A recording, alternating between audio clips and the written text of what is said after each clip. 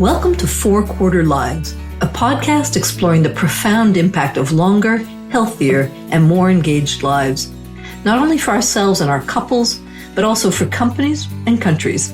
I'm Avivah Wittenberg-Cox, and on this week's 4 Quarter Lives, I'm rounding off Season 4 with a summary of what we've covered in 10 fascinating episodes. As I look back over these conversations, it's like a deep dive course in longevity. So I thought I'd try and extract some of the juice and connect the dots across so much rich input and distill the learning. My focus for the season was how are companies and countries adapting to longevity, if at all, and to illustrate some of the early leaders and learn from their innovations. Countries first. To give some context to the size and scale of the global longevity shift, 3 podcasts looked at how longevity is playing out around the world. We started with Haleh Nazeri and the World Economic Forum's recent report she directed called Living Longer Better, Understanding Longevity Literacy. It explored how literate or not people of different ages around the world are about this new longevity. She highlighted that while people under 40 may dream of retiring in their 60s, people over 40 usually don't. They expect both to keep working and caring for their elders.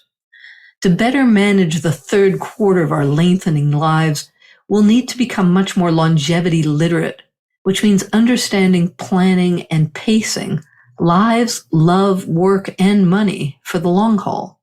We've then zoomed into one particularly fast-aging part of the world, Asia, with Philip O'Keefe, who directs the Australian-based Aging Asia Research Hub, also known as CEPAR. Asia is on an accelerated journey of so many things. We've long watched its extraordinary economic growth. Now we're seeing it accelerating in other areas that have taken far longer in the West, namely demographics, aging populations, and plummeting fertility levels. The speed at which this region is shifting, shrinking, and reshaping is astonishing. The big 3 headlines? 1, China started to demographically shrink in 2022. 2, India's overtaken China to become the world's most populous country. And 3, South Korea is leading the world in tumbling fertility rates and no babies. They're down to 0.8 births per woman, when the replacement ratio that keeps populations stable is 2.1. The consequences of these 3 trends will be felt for decades to come. Finally, we zoomed in a bit further to a country that is taking an extraordinarily proactive and strategic approach to longevity, with Dr. Emi Kiyota from Singapore's National University. Singapore is taking a whole-of-government and whole-of-life approach to longevity, including rethinking the whole idea of what we call nursing homes. Dr. Kiyota is bringing in a concept she developed in Japan called ibasho, which flips our usual scripts. Instead of caring for elders, it's the elders who care for us. She's created an ibasho community center in Singapore that's opening right about now at the end of 2023. She shares how this enlivens and contributes to knitting together entire communities.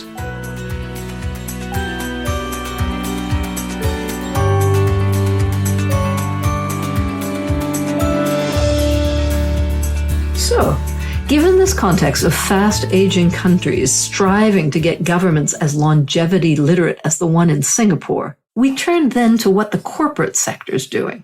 We started with a global overview on the evolving workforce that was published by Bain Co. and the challenge of attracting, retaining, and engaging the growing percentage of their talent pools over 50.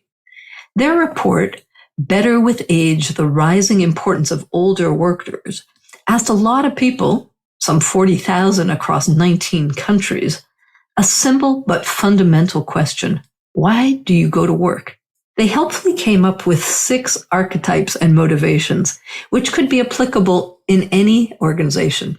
The 6 were the operator, who looks for meaning outside work, the artisan, who seeks out work that fascinates them, the striver, who wants to make something of their life, the giver who finds meaning in helping others, the explorer who values freedom and experiences, and finally, the pioneer who's on a mission to change the world. They also found that these archetypes evolved with age. Pioneers and strivers often became givers and artisans in Q3. This podcast is essential listening for anyone planning their future people strategies. These archetypes help remind us, too, that workforces and Q3ers aren't a homogeneous group. They're as diverse as any other age segment. So companies will need to fine-tune their approach to managing across generations. Schneider Electric offered a really interesting model. This French multinational has introduced a global program called Future Ready, focused on its 50-plus employees and run by Michael Fossat, who joined me. The company had found that employee engagement fell significantly in the 50s and wanted to address this, especially given the talent wars raging around the company. Integral to the program is to ensure that every employee at any age and stage is engaged in conversations about their career over the next decade.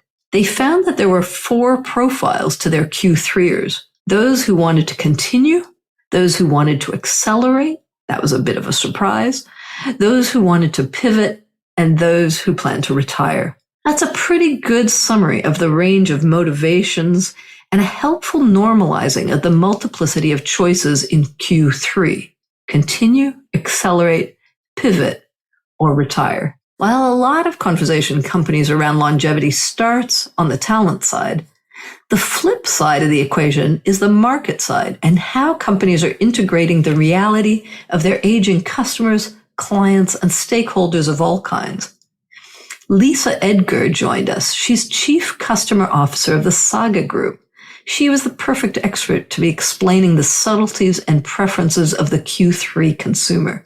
Saga specialized in services to Q3 clients, with both leisure and financial services as their twin pillars. Their ad campaigns center around the idea that experience is everything, while the business recognizes that Q3ers in their early 60s concentrate wealth and spending in many countries. The wealthiest segment of the UK's population, for example, are those aged 60 to 64. So she suggests it's time to let go of age and obligatory sequential stages as segmentation categories for brands and take a much more holistic, intergenerational, and inclusive approach when trying to understand emerging realities and preferences. Age just isn't what it used to be.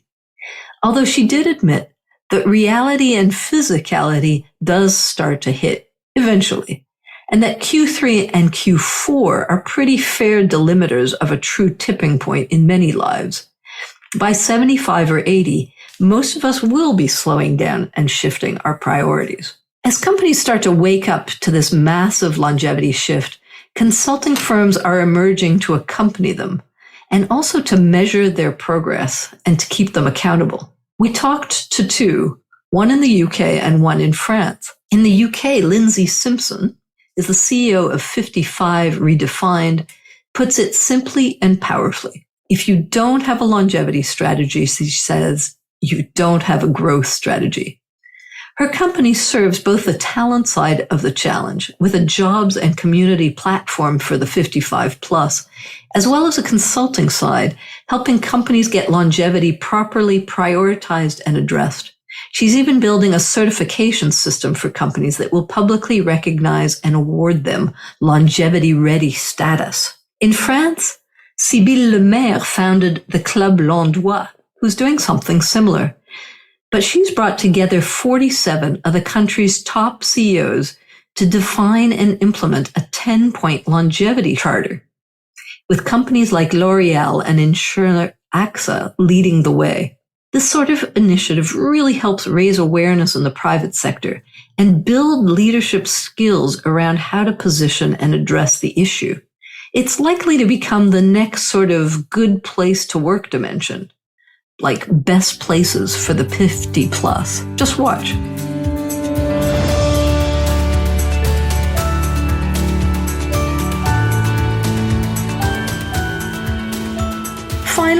We looked at what all this means for individuals and their careers and career prospects, because this is still a big challenge. Ageism and gendered ageism are the default norm that we need to update and uproot. It's both a somewhat dire picture, but one that some helpful research is emerging to address. Some of the clearest data on this comes from a recent OECD report called the Midlife Career Opportunity. It was co-authored by Generation, a nonprofit that helps both young and mid-career workers transition to new work. Mona Mourshed, the CEO of Generation, explained the report's findings and what Q3ers might want to know when seeking to pivot. Namely, that there's a pretty deep misunderstanding and misalignment of what's valued by workers and employers at this age. The latter don't really care if you have 5 years experience or 25, while workers think that their experience is their most valuable asset. What employers care about is that you've updated your skills, are open to learning and technology, and have proved it with recent certifications and upskilling. That's not hard to do, but it's better to know it before you start vaunting your decades of experience to a skeptical hiring manager who's rolling their eyes and concluding you're overqualified. Finally, I end with one of the biggest challenges on the ageism front. It's the gendered variety. Julie Miller is AARP's Director of Thought Leadership for Financial Resilience, and she's recently published 2 reports about Q3 women, Unleashing the Economic Power of Older Women and How Women 50 Plus are Driving the Global Economy. Much marketing and messaging has long ignored the older woman, despite the blue ocean of opportunity she represents for a vast range of companies. Women make up the majority of older adults, live longer than men, make most of the purchasing decisions, hold much of the assets, but are confronted with a series of challenges. From gender pay gaps, we graduate to gender pension gaps. From non-linear careers and more time in caring roles, whether it's for kids, parents, and then partners, we end up without enough financial resilience for our own later lives. While 80% of men die married, 80% of women die single. It's time to better understand and serve this vast community. We'll be focusing more on this in season 5. For now, that's a wrap. This season's a pretty good example of what I've been aiming to do with 4 Quarter Lives. Chart the impact of the new longevity on careers, companies, and countries, and the complexity and interrelationships between these areas, and how generational balance is to the 21st century what gender balance was to the 20th. A massive economic, social, and political opportunity if we proactively prepare for the second billion by learning our lessons from the first. I hope you found it as fascinating as I have, and that you'll join me for season 5, coming to your favorite podcast platform this January.